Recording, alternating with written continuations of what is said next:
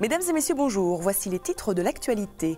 American Airlines, compagnie aérienne américaine en service depuis de nombreuses années, a été déclarée en faillite ce mardi. Cependant, elle devrait continuer ses activités grâce à une bonne réorganisation. Analyse de la situation dans ce journal.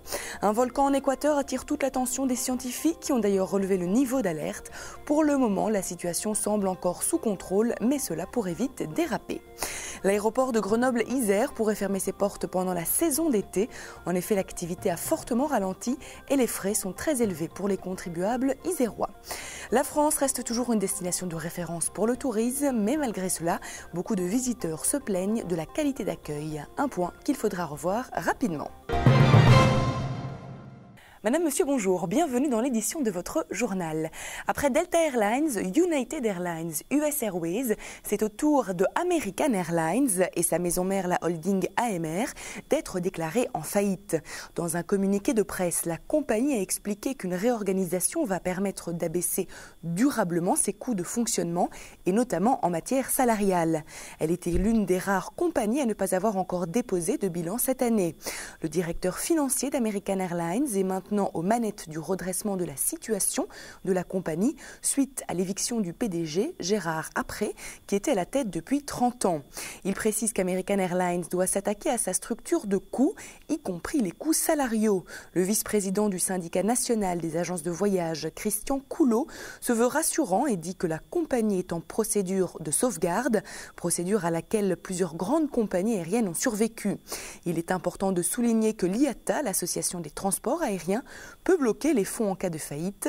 La compagnie aérienne ne sera donc pas payée, ce qui permettrait aux agences de voyage de rembourser leurs clients. Les services aéroportuaires d'American Airlines devraient tout de même se poursuivre normalement et les clients devraient continuer à recevoir leurs services habituels. C'est grâce à la trésorerie de la compagnie, s'élevant à 4,1 milliards de dollars, qu'American Airlines peut poursuivre ses activités. Nous vous en parlions dernièrement, le volcan Tungurahua dans le centre de l'Équateur présente un regain d'activité faisant craindre une situation difficile dans ce petit pays d'Amérique du Sud. Les autorités ont constaté l'émission de nuages de cendres atteignant presque les 10 000 mètres, ce qui a entraîné le relèvement du niveau d'alerte à la catégorie orange. Les localités à proximité ont déjà été évacuées. Dans la soirée de mardi, l'Institut de géophysique a en outre rapporté des émissions constantes de matière incandescente.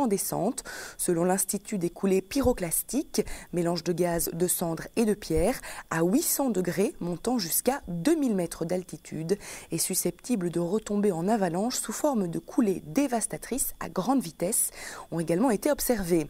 Le Tungurahua, traduisé gorge de feu, est en éruption depuis 1999, mais il a depuis eu des pics d'activité. En 2006, 6 personnes avaient été tuées dans le cadre d'un de ces regains d'activité.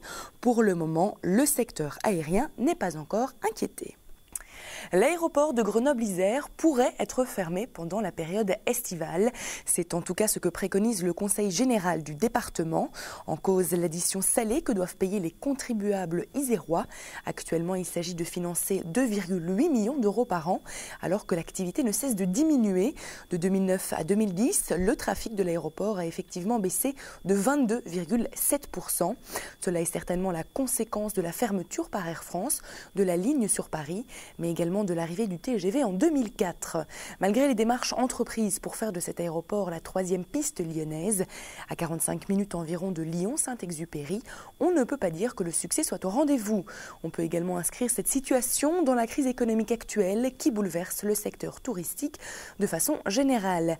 La décision d'aboutir à une fermeture du terminal voyageurs durant la saison d'été devrait être prise d'ici à 2 mois, après un tour de table avec les collectivités locales et les stations de ski qui ont un intérêt dans cet aéroport. Le ministère du Commerce et du Tourisme tunisien vient d'élaborer une feuille qui sera soumise au prochain gouvernement du pays. Cette feuille a pour conclusion de faire de la Tunisie, la Suisse de la Méditerranée et la Singapour de l'Afrique. Il y est recommandé de renforcer le secteur des services, d'encourager les investisseurs et de tirer profit de l'emplacement géographique du pays. D'ici 2016, la Tunisie doit réaliser 10 millions d'entrées pour garantir des recettes de l'ordre de 8 milliards de dinars, environ 4 milliards d'euros. Cet objectif permettrait au tourisme balnéaire de monter de gamme en matière environnementale, mais également de promouvoir la qualité des services hôteliers de manière générale et de valoriser le patrimoine historique et culturel.